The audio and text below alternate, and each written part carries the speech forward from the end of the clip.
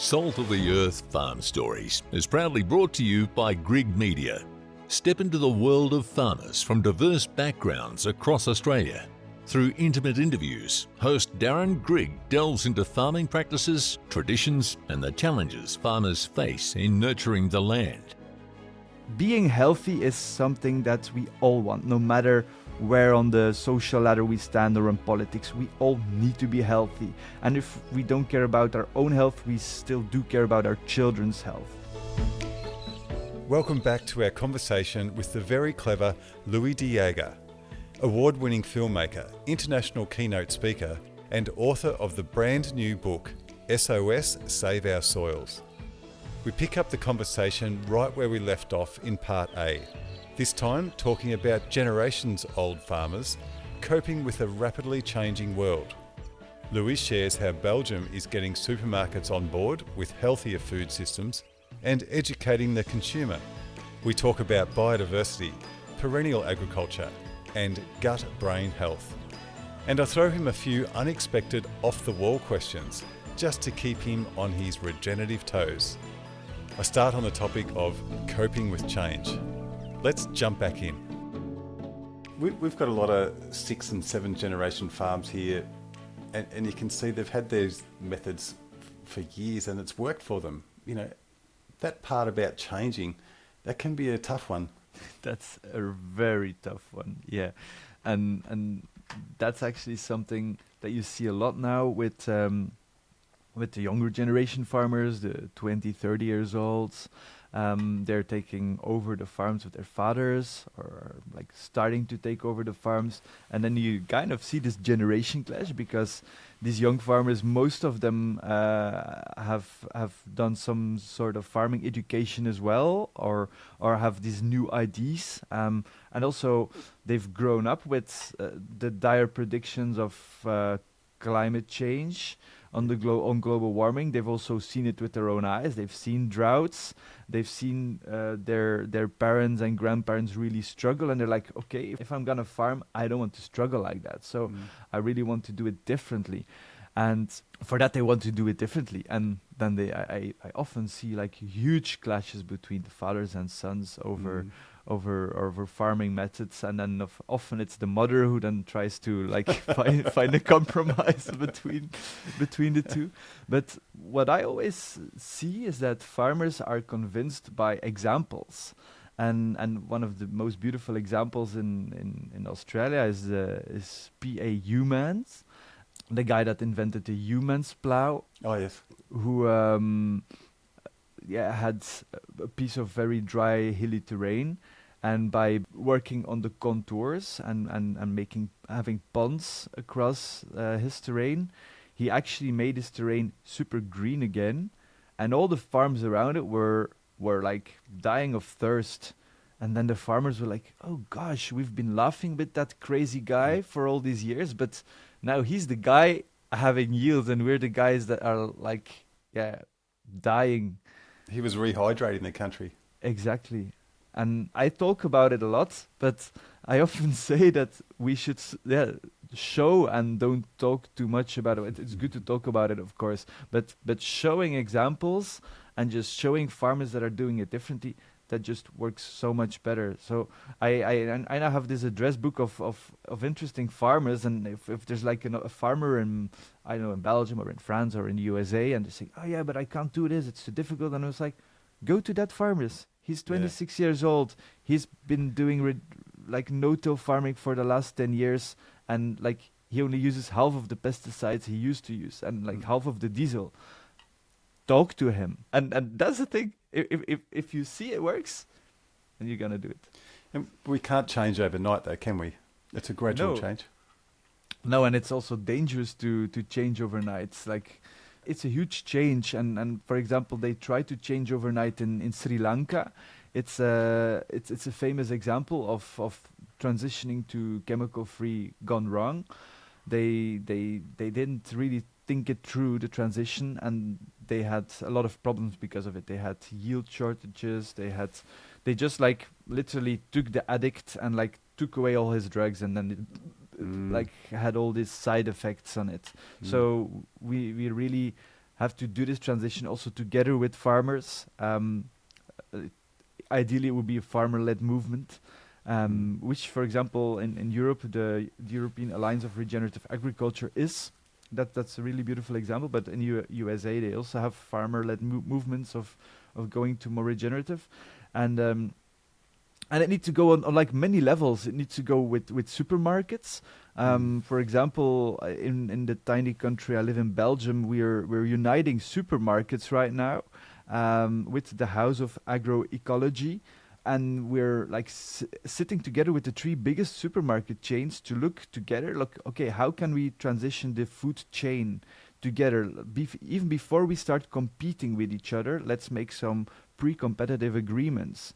So we're trying to do that right now. So the supermarket level, the consumer level needs to be informed as well about why good soil is important, why you have less floods if you have good soil, how if you have more trees in farming, how it actually helps regulate the climate and helps make it rain more. In Australia, for example, they've done some interesting studies with using trees in farms and literally had it made rain more. I was going to touch on that, actually. That was my next question. All right, cool. Biodiversity on farms, I think it's underestimated, really. Like what I've learnt lately in a few podcasts with one of our champions over here, you can get 20% more yield for a healthy biodiversity patch on your farm with the good bugs coming in and the pollinators and so forth. And you're not putting on a heap of chemicals to fight. It might be a parasite in a sheep, and that's just from a plant in the bush. Yeah, that's really crazy. A joke that I've heard a farmer made is that he says, well, I used to fight the bad guys, but now I am growing the bad guys. And so he was telling that on a farm tour, and all the farmers were looking like, what the heck is this guy saying? He's growing the bad guys. He's intentionally making sure there are more bad guys. So then, of course, he started explaining. And then it's like you say with these flower strips, for example, or these biodiversity corridors. And then he said, well, look, if I have a crop that is attacked by the bad guys, you need the good guys to come in as fast as possible to eat the bad guys. That's your ideal dream, right? And that's possible. But the only problem is, the bad guys only come when that crop is there, and the good guys, for the rest of the year, they don't have any food to eat. So then he was like, okay, but I need to feed the good guys throughout the season, and for that I need bad guys. So how do I grow bad guys without destroying my crop? And so in these biodiversity strips, he actually has other plants, more like non-agricultural plants, where the bad guys can live on in small numbers, and the good guys can eat on. So this ecosystem is working year-round, and then when the yield is coming from the agricultural crop, then the bad guys want to explode in population because now they have a feast, but then the good guy says, okay, no worry, come on, we are ready for you, and we don't have to wait for the good guys to come in because they're already there. And that's the nice thing about farming together with nature, is that you have this beautiful ecological system that's already in place with the checks and balances. You need a place with checks and balances because it's like with the soil. If you have like an empty void and the bad guys get in, then they can just like through a huge party with no good guys to be seen. So you always have to have like the mix, the healthy mix of good guys and bad guys year round. And if you look at that, it's just a totally different paradigm shift. And the first time farmers hear it, they're like, this guy is crazy. But then if they then look at the result, they're like, oh, maybe he's not that crazy at all. Yeah, it's thinking differently, isn't it? Yeah. So should we be designing systems where plants grow year after year, or keep resowing each year? That's a very interesting question, and one of my favorite topics, actually, perennial agriculture. And we're also making a documentary about that called Eat More Trees. We're still making it. Oh, good. I can't wait for that one. Yeah, it's super exciting. We've filmed farms all across the world who are experimenting with perennials. And so if you look at nature and you look at plants that only live 1 year, the annuals, you see that they actually only come when the ground has been disturbed. So there's been like a landslide or like a herd of animals that like tilt the soil or whatever happens, the annuals are the first plants to get in, to colonize it as fast as possible. If you wait a little bit, you let the succession go on, then the annuals are mostly replaced by perennials, plants that have deeper roots and live 2 years, 3 years, up to thousands of years. If you look at olive trees, for example, can live up to 1,000 years.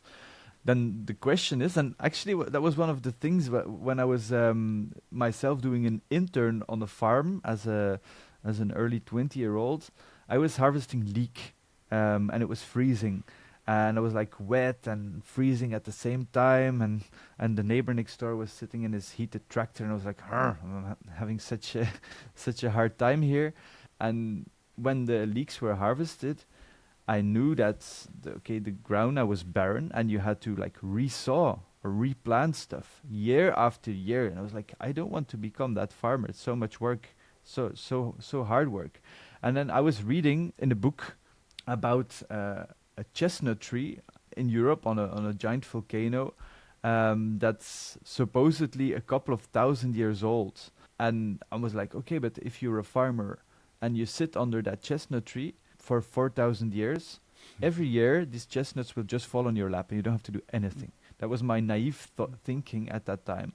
But if you think about it, there is some truth about it, because during these 4,000 years, people have been like plowing the land, growing grains and doing a lot of work, while that tree just kept on giving yield year after year.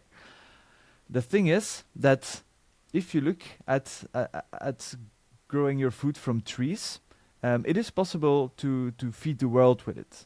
You could do it.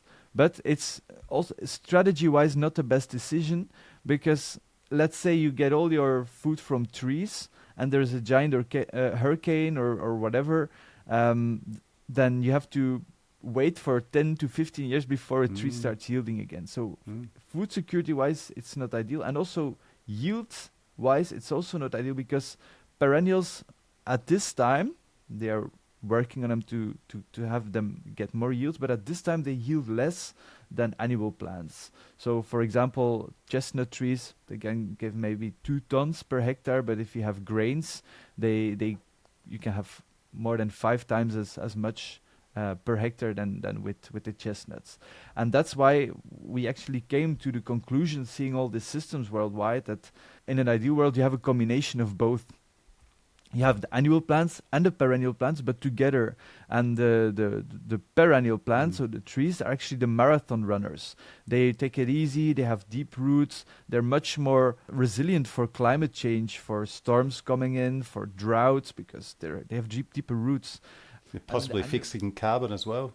Yeah, fixing a lot of carbon and also giving it then to the annual plants. But the annual plants, you need them too, because they're sprinters.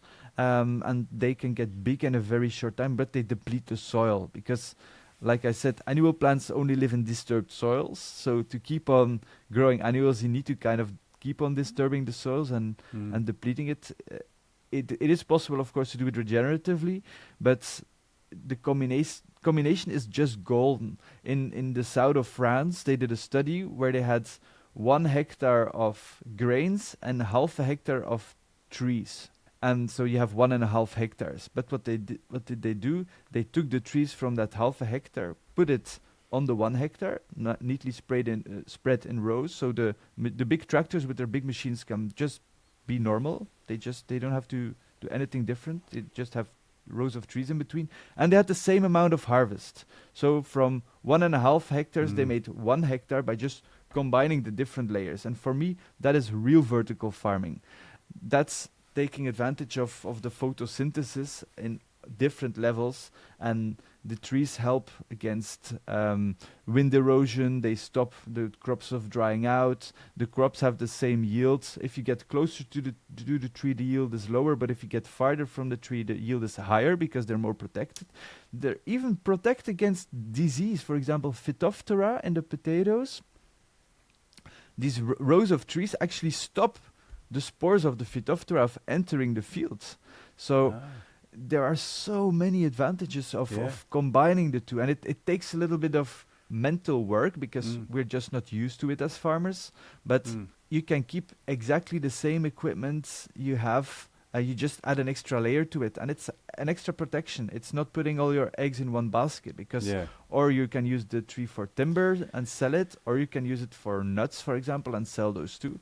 It's just like, yeah, an added thing, and there's actually no good reason not to do it.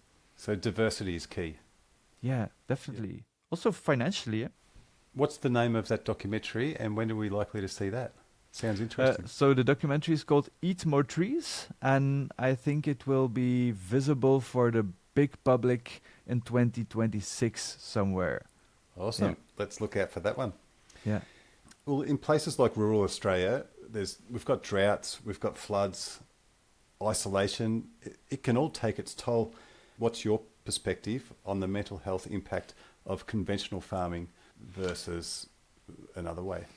That's a topic that really touched me the most while doing all my research and talking with farmers or talking with women whose husbands killed themselves, who are farming, is that it's you kind of become isolated sometimes on your farm, because your farm is a small island.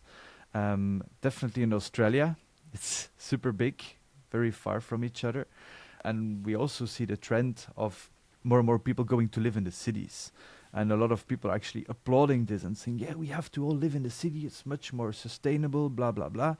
And if you check out some boxes, you can say, okay, it's more sustainable to live in a city. But in a city, if you just take the city, you can't survive in the city. You need the land to survive in the city.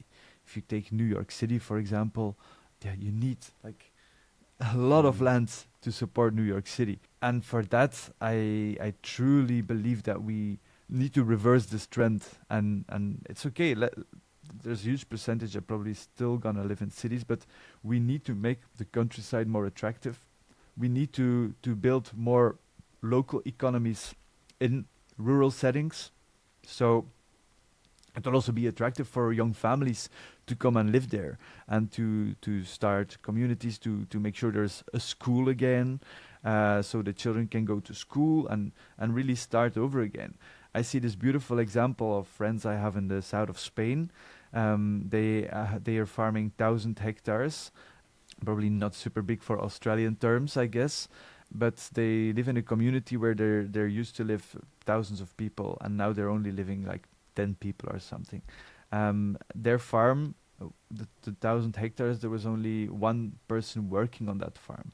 But when the son took it over and had like these crazy ideas, they went from one person's working on a farm to 20 persons, from one crop, growing 20 crops, and also transforming these crops into products with higher added value. For example, they don't sell wholesale apples, they also make cider of it, and with this they build a community of them. Okay, cider makers. When they now have 20 people living there, they organize parties, they organize a festival, they make sure that people can come and taste ciders and wines and the almond oils they're making, and they're literally like creating a very small economy world, and it attracts people, and they hope that maybe one day there will be enough people so they don't have to drive their school like to super far away to get them to school.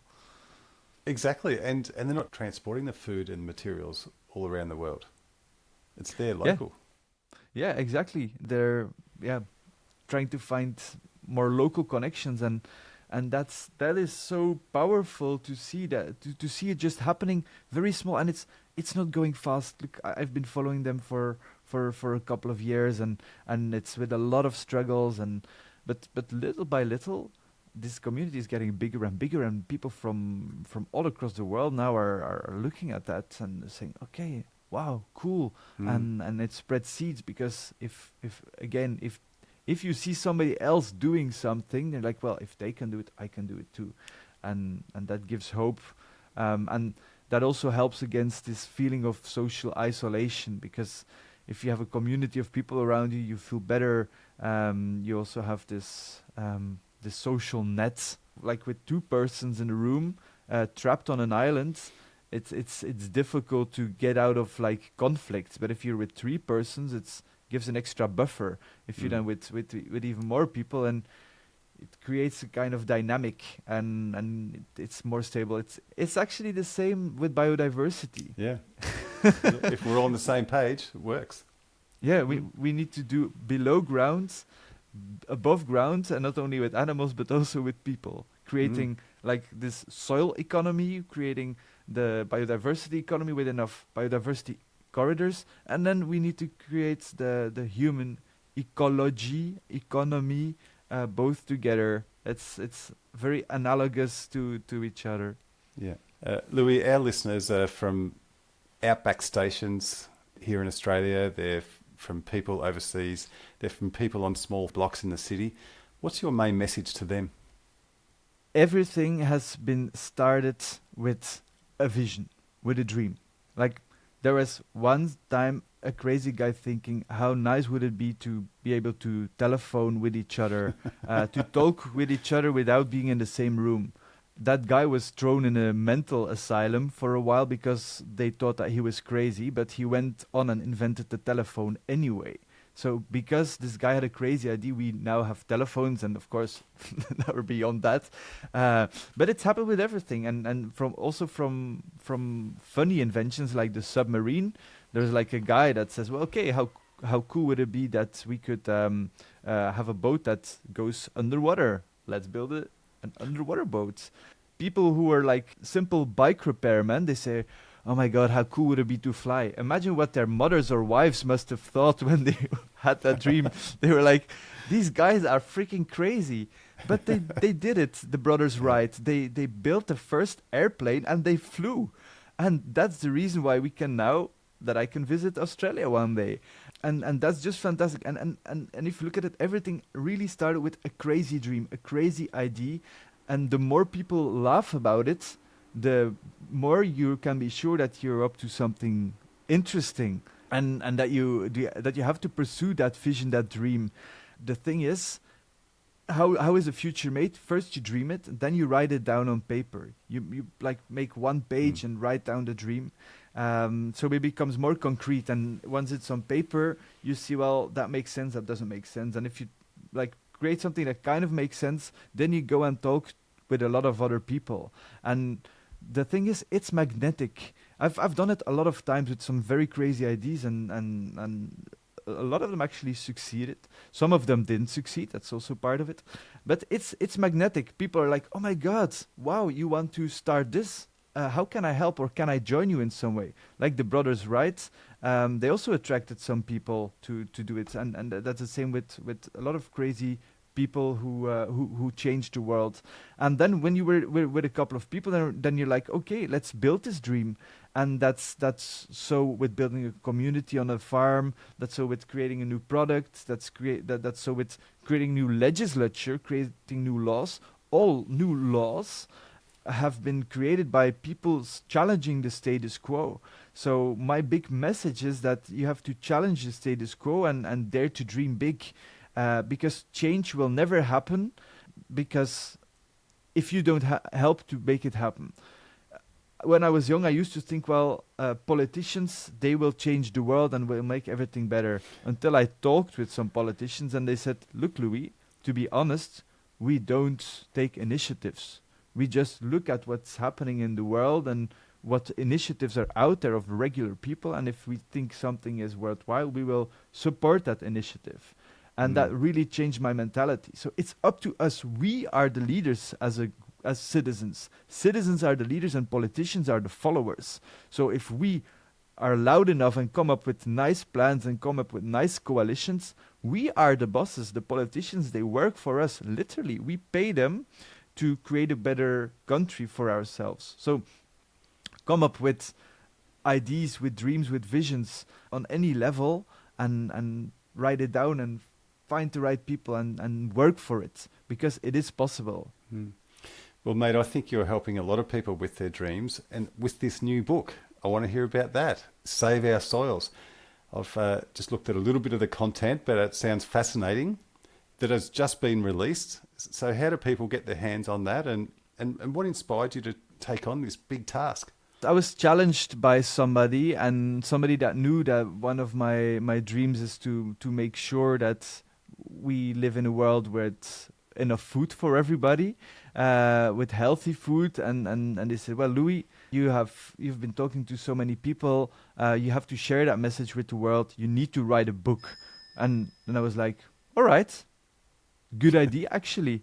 I never wrote a book before. I did it. It was then first released in my native language in Dutch, Flemish, and then I kept on teaching farmers, kept on traveling, kept on the insights that grew, kept on talking with people, and then I added a lot of interesting stuff and make it more nuanced, and then translated it in English. Had it also edited with native English speakers, of course. And with that book, I actually wanted to write down a manifesto that is super nuanced. So it's not about bashing farmers who are not doing it right. It's about going into conversation together and working together on how can we make it work.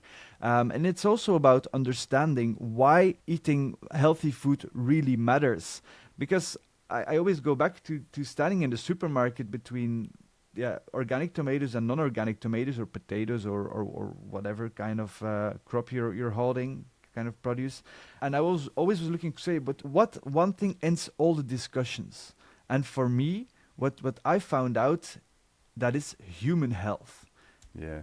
Like, I'm working with a lot of people right now. I'm working with regular Janes and Joes. I'm working together with billionaires and everything in between, from people who are more on the left side of politics or more on the right side of politics, and everything in between.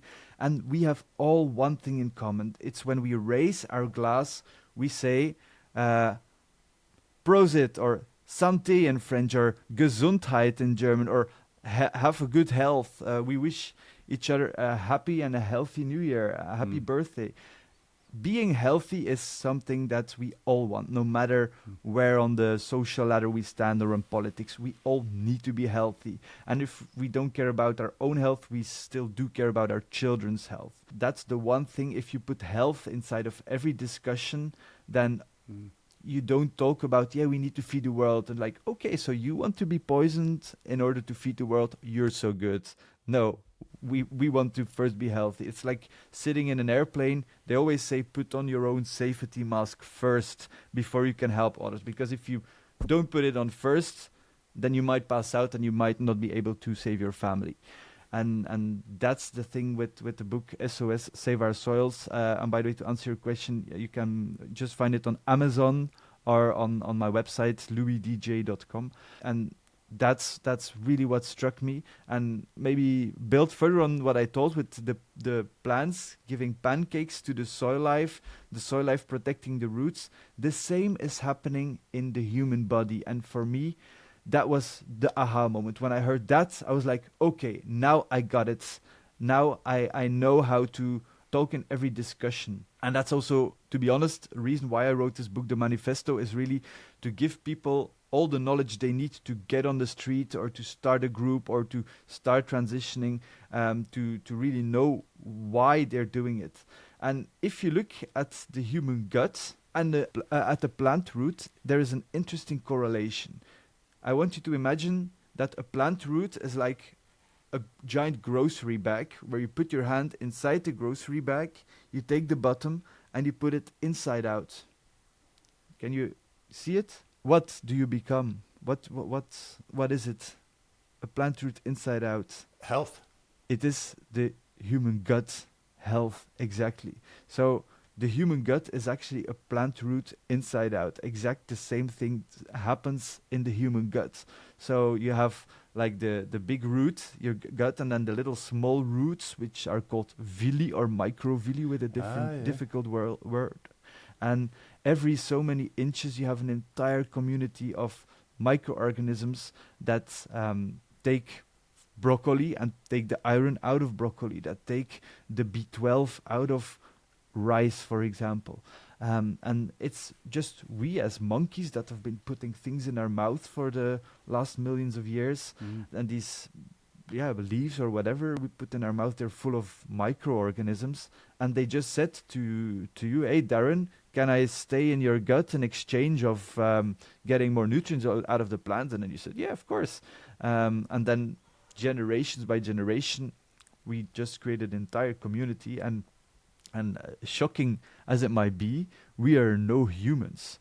We are actually existing of more non-human cells than human cells because of this. And these non-human cells, they do not only help to get food or nutrition out of our food, they also protect us. Our gut is actually full of little perforations, and they create a beautiful layer on it, so you don't have any leaks. If you eat too sterile, you remove the good guys, and you get leaks, and you can get leaky gut or so. Yep. And your gut is called your second brain, because there are so many connections between these microorganisms and cells that you can almost think with your gut. That's also the word gut feeling. It doesn't come from nowhere. To be happy, for example, 90% of the serotonin, your happiness hormone, is created in the gut. So if your gut life is shitty, then you won't get any more happy out of it. You also have the brain-gut connection, which recent studies have been really going into, and they have seen correlation between depressions and gut health. So if you're depressed, and the amount of people that are depressed are really rising, it's one of the worst epidemics out there. It starts, a lot of the times it starts with the gut. A lot of doctors that I talk with, more and more are saying, Louis, the future of medicine is treating disease from the gut, because a lot of things start in the gut.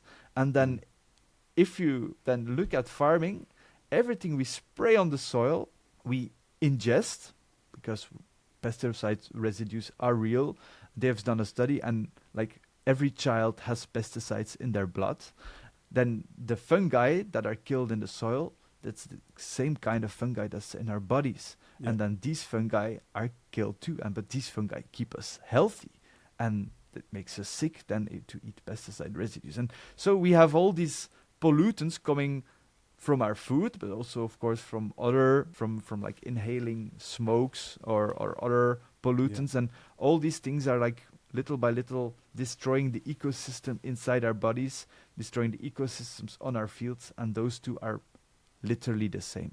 Well, the book Save Our Soils sounds like a fascinating read, and you've got some big names supporting you. I've read that even Alan Savory, for the likes of Alan Savory, is supporting it. So if you've got names like that, that must feel good. Yeah, I feel super honored and privileged to have that. And like I've talked with Alan a couple of times, and he wrote the foreword to this book, and which is actually funny, because personally I'm an advocate for eating less animals. We really get along super well, because we're actually in the same boat. And I always try to build bridges between like extreme visions, like people who are like saying we need to eat more meat, people are saying we have to stop to eat meat altogether. It's like, okay, how can we define what's true and what's not true?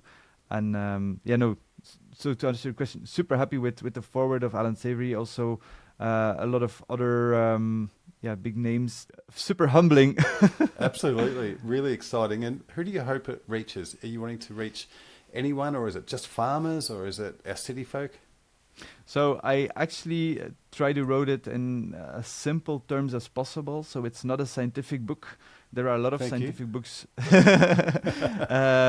pleasure. There are a lot of scientific books already out there, and they don't reach enough people because it's too difficult to read. So I try to write it in the language that's somebody who's 12 years old should be able to understand it. So there are no too much difficult terms into it.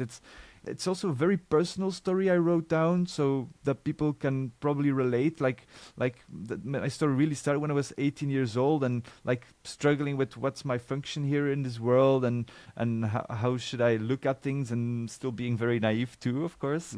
And I really take people on a literal journey, because it takes place in the USA, and in Central America, in Morocco, in Europe. So I take them to all different parts of the world to see what people struggling with there. But I think one of the most important things in the book is that I try to steer away from doom and gloom. There are already a lot of doom and gloom stories in the world, and we need to look at solutions. We just need to look at, okay, there is a lot of doom and gloom. Let's not ignore that. But there is also a lot of fantastic things going on. And let's put these fantastic things in the spotlight and just look at how we can then transition towards these beautiful examples. And it's also about empowerment. Like what I say with from having a dream to going into action. Yeah, that's also really a big part of the philosophy of the book, is that no matter even if you're 12 years old, or if you're an employee somewhere, or if you're a farmer, or it doesn't matter where you are in life or in age, there is always something you can do. I met a girl who was 12 years old, and she already planted thousands of trees and created this kind of tree planting movement. Only 12 years old. I was like, yeah, well, That's her dream. yeah, you can do everything. You can. I'm looking forward to see the 12-year-old who banned pesticides in their country. And that's one of the stories in the book, is about a guy who actually did that. He's not 12 years old. He's a farmer, an organic apple farmer, and he had pesticide residues flying into his fields, and the authorities said, yeah, look, they're not organic anymore, so you have to. You lose your certification. He's like, no, it's my life, these organic apples. So he tried to ban the apples in his entire village, and got together people. And if you're going to read the book, you're going to know if he succeeded or not. But it's a super fascinating story how just regular people really just said, screw it, let's do it. Yeah.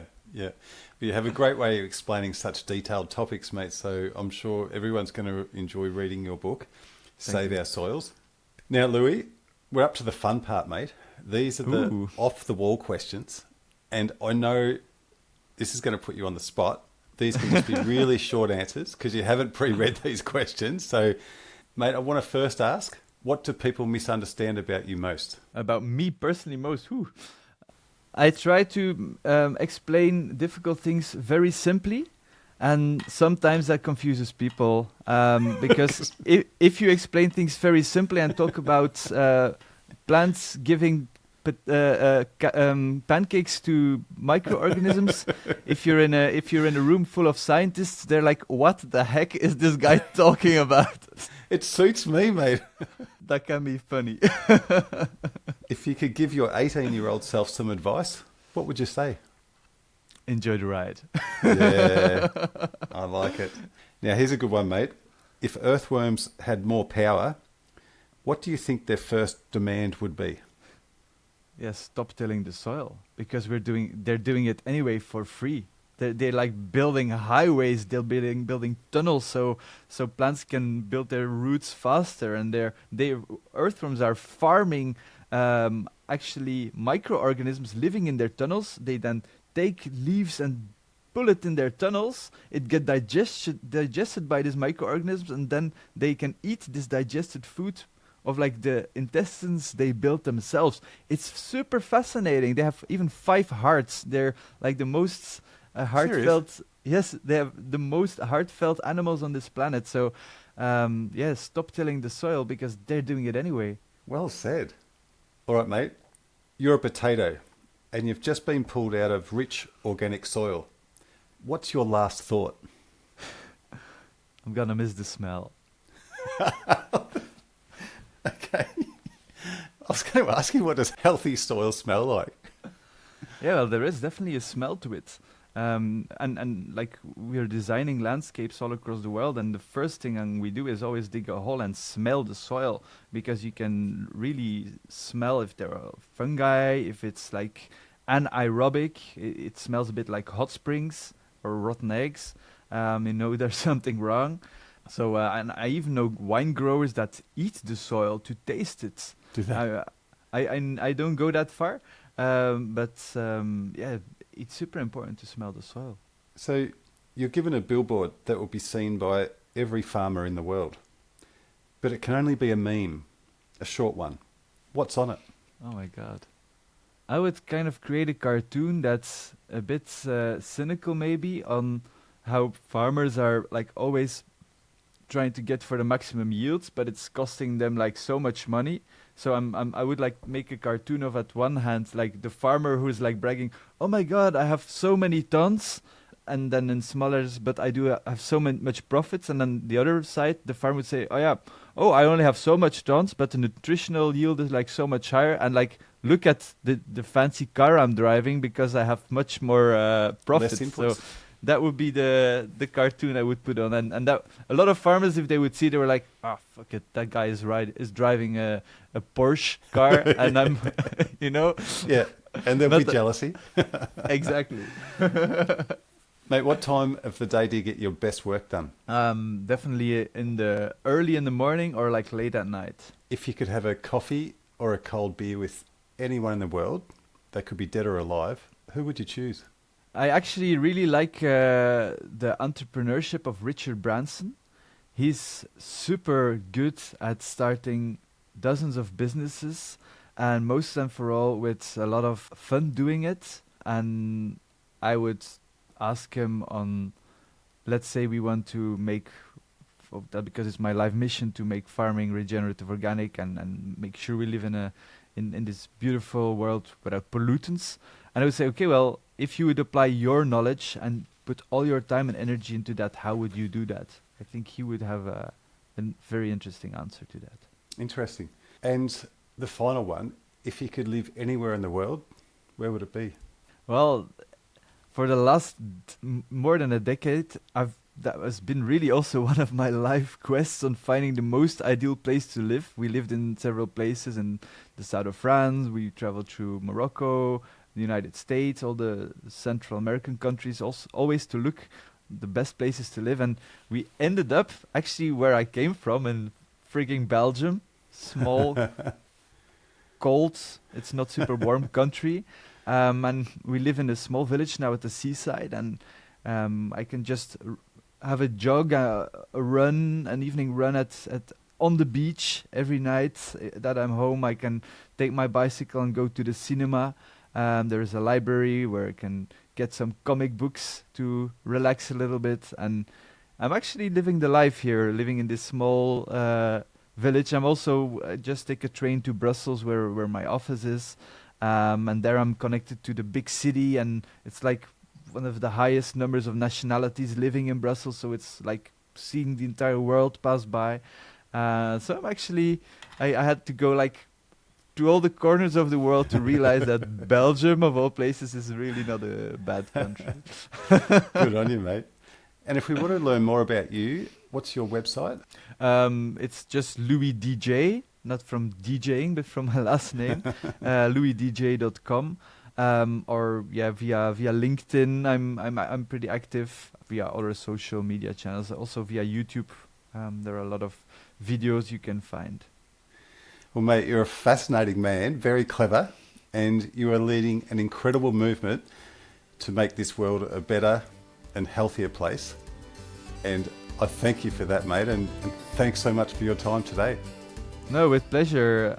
It's super nice to meet you, Darren, and happy to make the Australian connection. Really looking forward to visiting your beautiful country. And thank you for the kind words. Please come over. That would be fantastic. See you later. Thank you, mate. That's a wrap on Part B with Louis De Jaeger. What a journey it's been. From healthy soils to the gut-brain connection. Louis reminds us that transformation begins with a vision and a conversation. And maybe the boldest takeaway, if we want a healthy future, it's time to dream big. Louis' new book, SOS Save Our Soils, is out now, and it's available on Amazon or at his website, www.louisdj.com. It's clever, full of insight, and might just change the way how you think about food, farming, and the future of human health. Thanks for listening. Please like and share these episodes. And until next time, keep your hands dirty and your spirits high.